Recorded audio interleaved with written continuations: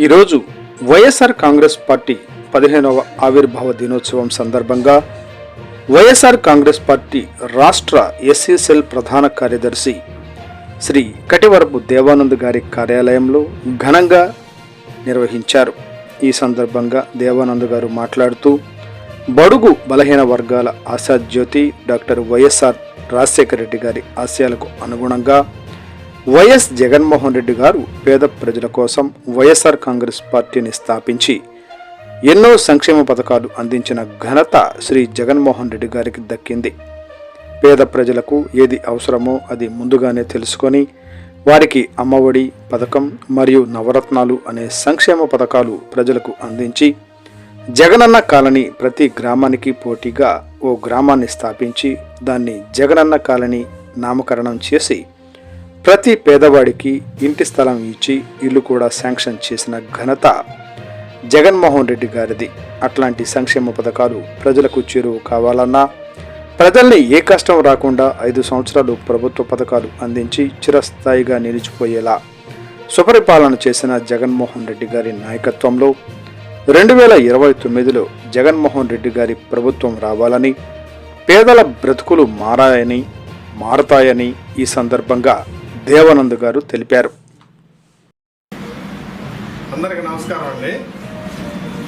నా పేరు కటివరపు దేవానంద్, వైఎస్ఆర్ కాంగ్రెస్ పార్టీ రాష్ట్ర ఎస్ఎస్ఎల్ ప్రధాన కార్యదర్శిని. నేను రాజశేఖర రెడ్డి గారి ఫ్యామిలీకి, రాజశేఖర రెడ్డి గారి దగ్గర నుంచి రాజశేఖర రెడ్డి గారి అభిమానిని. అదేవిధంగా రాజశేఖర రెడ్డి గారు ఉన్నప్పుడు నేను యూత్ కాంగ్రెస్లో పనిచేశాను. తర్వాత జగన్మోహన్ రెడ్డి గారు వచ్చిన తర్వాత వైఎస్ఆర్ కాంగ్రెస్ పార్టీలో తెలంగాణలో కుత్బుల్లాపూర్ నియోజకవర్గానికి మండల కన్వీనర్గా చేశాను. ఇప్పుడు మన ఆంధ్రాలో ప్రజెంటు రాష్ట్ర ప్రధాన కార్యదర్శి ఉన్నాను. ఎస్ఎస్ఎల్ పార్టీ కోసం 24 గంటలు ఫుల్ టైం పనిచేసిన కార్యకర్తల్లో నేను ఒకటిని ధైర్యంగా చెప్తున్నాను. అట్లాంటి మన వైఎస్ఆర్ కాంగ్రెస్ పార్టీ 5 సంవత్సరాలు అధికారంలోకి వచ్చిన తర్వాత అనూహ్య రీతిలో అనుకోకుండా ఏం పొరపాటు జరిగిందో ఏమో తెలియదు, కానీ పార్టీకి చాలా దెబ్బ తగిలింది, ఓడిపోయాం. దాన్ని దృష్టిలో పెట్టుకుని లోపాలు ఏందో సరి చేసుకుని మా అధ్యక్షులు కానీ ఇక్కడున్న నాయకులు కానీ ప్రతి నియోజకవర్గంలో ఏ లోపాలు ఉన్నాయో అవన్నీ సరి చేసుకుని తప్పులు దిద్దుకుని ముందుకు నడిస్తే పార్టీకి కార్యకర్తలు ఫుల్గా ఉండాలి.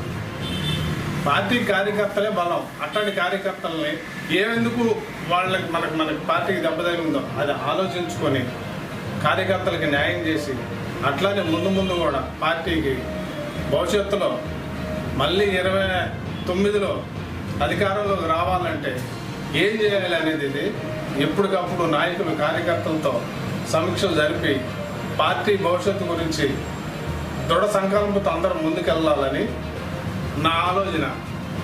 మళ్ళా జగన్మోహన్ రెడ్డి గారిని ముఖ్యమంత్రిని చేసుకుంటే మళ్ళీ మన భవిష్యత్తు బాగుంటుందనే ఆలోచనతో నేను ఈ సందేశం ఇస్తున్నాను.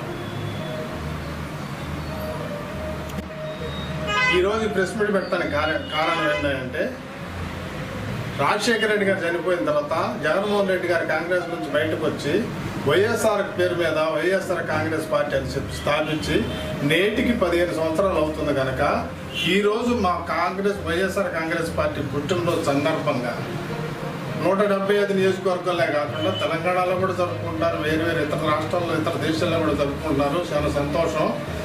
అట్లానే 175 నియోజకవర్గాల్లో వాడవాళ్ళలో జరుపుకుంటున్నారు, నియోజకవర్గ కేంద్రాల్లో జరుపుకుంటున్నారు.